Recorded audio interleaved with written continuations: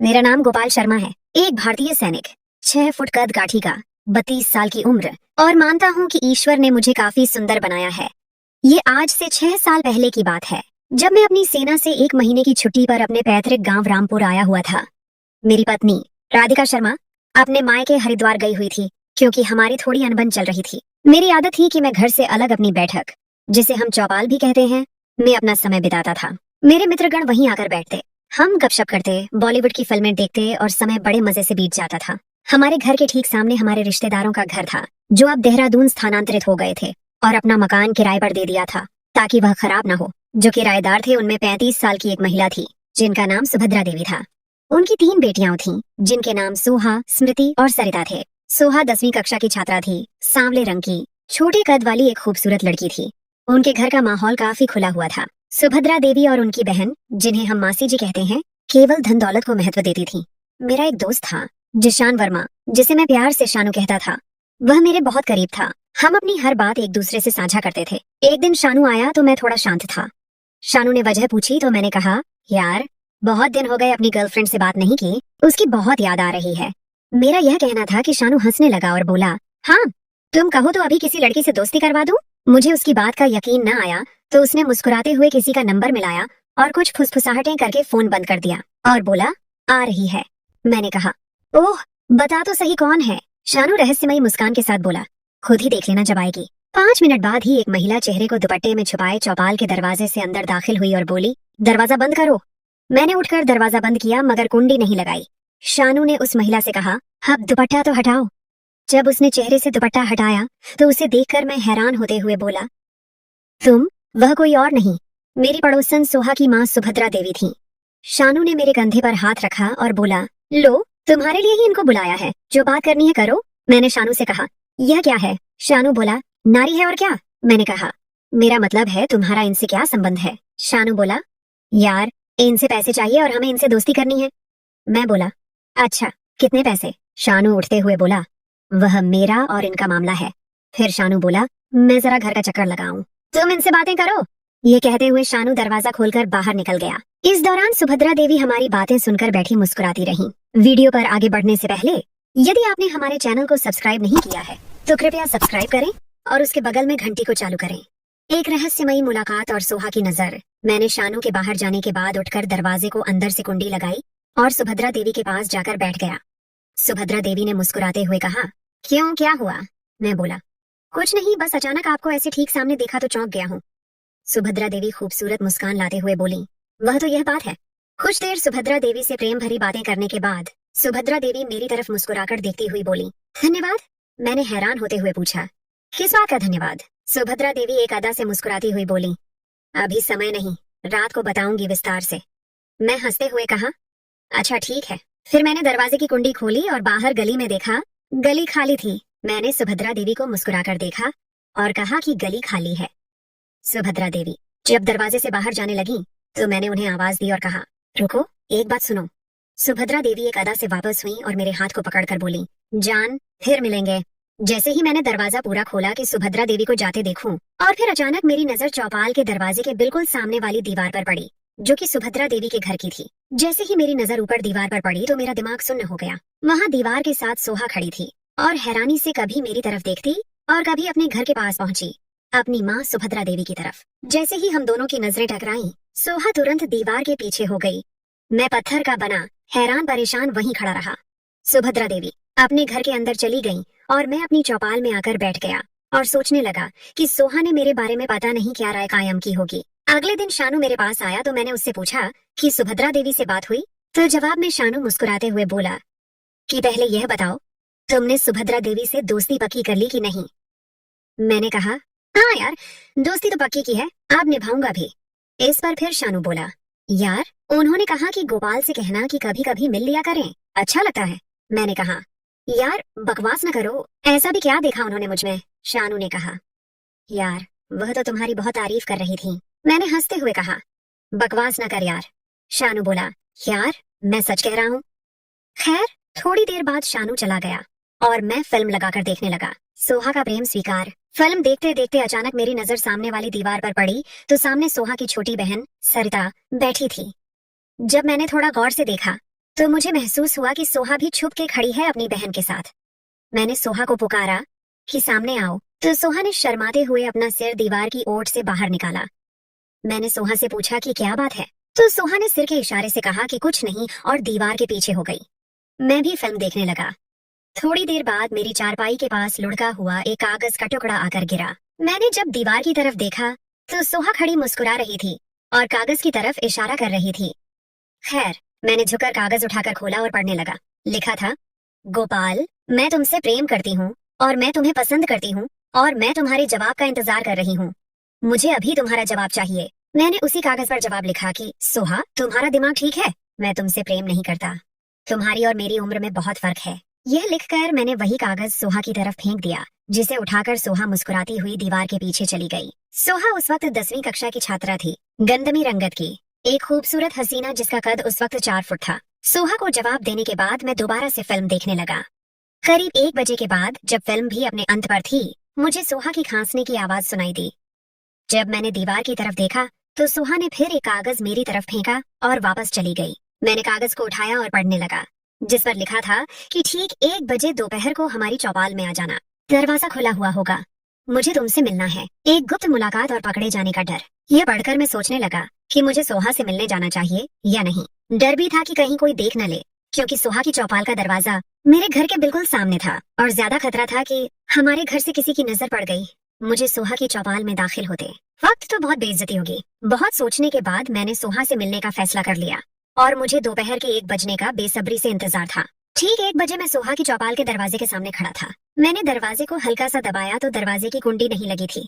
अंदर से सोहा की आवाज आई, आ जाओ अंदर जल्दी। मैं चौपाल के अंदर हुआ तो सामने सोहा खड़ी थी। हल्के नीले रंग के सलवार कमीज में बहुत खूबसूरत लग रही थी। मैंने अंदर दाखिल होकर चौपाल का दरवाजा बंद करके अंदर से कुंडी लगा दी और चौपाल में मौजूद एक चारपाई के ऊपर बैठ गया। सोहा भी चलती हुई मेरे पास पड़ी दूसरी चारपाई पर बैठ गई।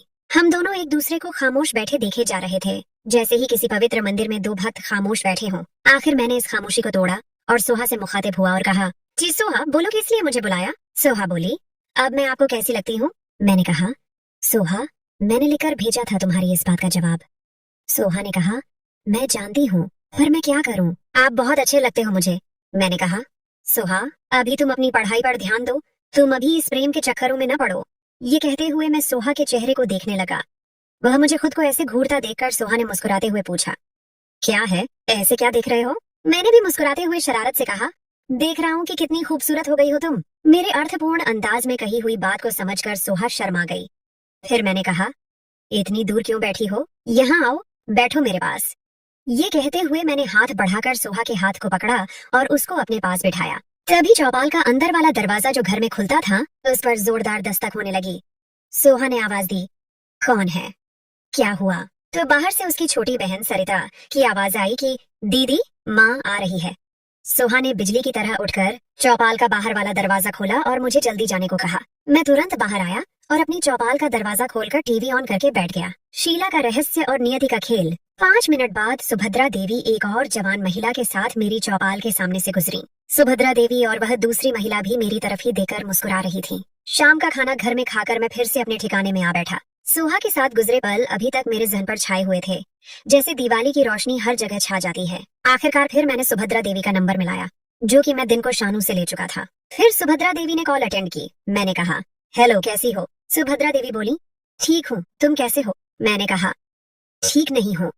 सुभद्रा देवी बोली, क्यों, क्या हुआ श्रीमान को? फिर सुभद्रा देवी बोली, अच्छा बताओ कैसे फोन किया? मैंने कहा, तुम फुर्सत में हो तो आओ ना, मैं इधर ही बैठा हूँ। सुभद्रा देवी ने कहा, यार इस वक्त तो मैं नहीं निकल सकती घर से। मैंने कहा, यार आ जाओ ना, क्या है? सुभद्रा देवी ने कहा, समझा करो ना, मजबूरी है।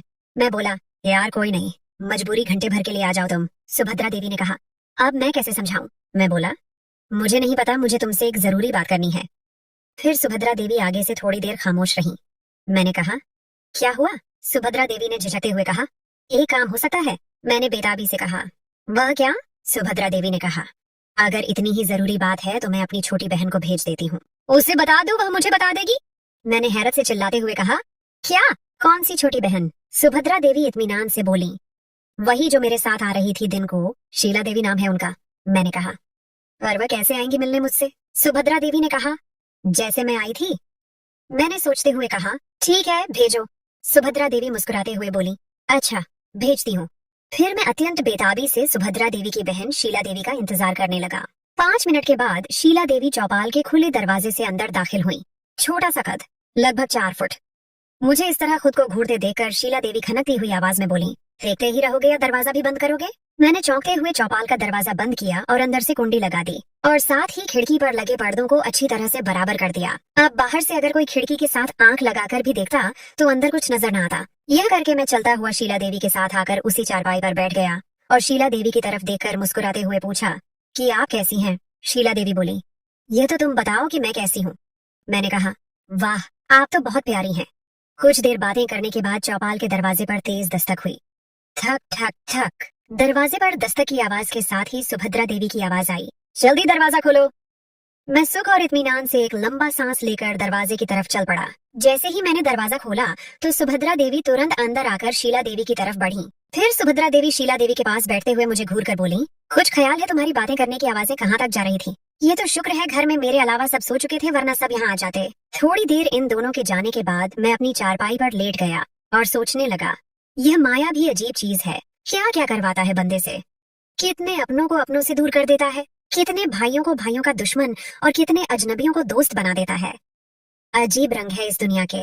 बस यही सोचते सोचते पता नहीं मैं कब गहरी नींद में खो गया, हर दुख हर परेशानी से बेपरवाह। हे ईश्वर, नींद भी क्या चीज बनाई है तूने। सोहा की दोबारा बुलावा और एक और बचाव। सुबह काफी देर से मेरी आंख खुली। यथावत मैं ताजा दम हुआ, नाश्ता किया और अपने ठिकाने मतलब चौपाल पर डेरा जमा लिया। दोपहर तक कोई खास बात न हुई। लगभग दिन के 1 बजे एक कागज में लिपटा हुआ पत्थर मेरी चौपाल के दरवाजे पर आकर लगा। मैंने जब वह पत्थर में लिपटा हुआ कागज उठाकर ऊपर देखा तो सामने सोहा खड़ी मुस्कुरा रही थी। मैंने कागज को खोला तो उस पर लिखा था कि 10 मिनट बाद हमारी चौपाल में आ जाओ। मैं 10 मिनट से 1-2 मिनट ऊपर करके सोहा की चौपाल के दरवाजे पर पहुंचा और दरवाजा जो पहले से खुला था उसके अंदर दाखिल हो गया। सोहा जो दरवाजे के पास ही खड़ी थी, मेरे अंदर दाखिल होते ही उसने दरवाजा बंद करके अंदर से कुंडी लगा दी। मैं अंदर आने के बाद सोहा की तरफ मुड़ा, जो कुंडी लगाकर मेरी तरफ ही आ रही थी, जैसे मंदिर में मूर्ति की तरफ कोई भक्त बढ़ता है। उसे देखकर मैंने सोहा का हाथ पकड़ लिया। सोहा एकदम से ठिठक कर रुक गई। गुलाबी सलवार कमीज में लिपटी खड़ी सोहा एक हसन की देवी लग रही थी। ऊपर से आंखों में लगा हुआ काजल उसके खूबसूरत चेहरे को और ज्यादा दिलकश बना रहा था कि इतने में सोहा के घर के मुख्य द्वार पर ऊंची आवाज में दस्तक के साथ एक तेज आवाज गूंजी, सरिता, सोहा। सोहा और मैं आवाज सुनकर पत्थर की मूरत की तरह उसी स्थिति में जम गए। तभी वह आवाज फिर से आई, सरिता, सोहा, दरवाजा खोलो। और साथ ही जोरदार दस्तक, ठक ठक ठक। दरवाजे से आती ठक ठक और साथ ही पुकारने की आवाज। वह पुकारने की आवाज किसी और की नहीं बल्कि मेरी माँ की थी। मैं एकदम पत्थर की मूरत बना सोहा के साथ बैठा था। फिर सरिता ने अत्यंत होशियारी से बात संभाली और मेरी माँ से कहा कि मामी जी, मैं चारपाई पर लेटी थी कि दीवार से अचानक एक छिपकली मेरे ऊपर गिर गई, जिसकी वजह से मैं डर गई। मेरी माँ बोली, अच्छा, और तुम्हारी माँ और सोहा कहाँ हैं? तो सरिता ने जवाब दिया कि माँ और सोहा शीला मासी के साथ कहीं गई हैं। सरिता की बात सुनकर मेरी माँ ने कहा, तो बेटी तुम इतनी देर हमारे घर में आ जाती। सरिता बोली, बस मामी जी, अभी घर के कामों से फुर्सत पाकर लेटी थी कि थोड़ा आराम कर लूं, मुसीबत आ पड़ी। अब भी इरादा है कि थोड़ी देर सो लूं तो थकान कुछ कम हो जाएगी। मेरी माँ बोली, अच्छा बेटी, फिर तुम आराम करो और अंदर से कुंडी लगा लेना। यह कहकर माँ अपने घर की तरफ चली गई और सरिता ने जी मामी जी कहकर गेट बंद करके कुंडी लगा ली और चौपाल के अंदरूनी दरवाजे के पास आकर शोक आवाज में बोली, अब तुम दोनों आराम से बातें करो। यह कहकर वह ठहाका लगाते हुए दूसरे कमरे के अंदर चली गई। अब मैंने भी सुकून का सांस लिया। फिर सोहा ने जल्दी से कहा, माँ आने वाली होगी, अब तुम जाओ। फिर मैं सोहा से दोबारा मुलाकात का वादा करके उसके घर से निकल आया। मैं अपनी चौपाल में वापस आकर बैठ गया और काफी देर तक सोहा के बारे में सोचता रहा। सोहा का नया बुलावा और आगे के मोड़। सुबह यथावत में उठकर ताजा दम हुआ, नाश्ता किया और अपने ठिकाने पर आकर बैठ गया और सोहा के बुलावे का इंतजार करने लगा।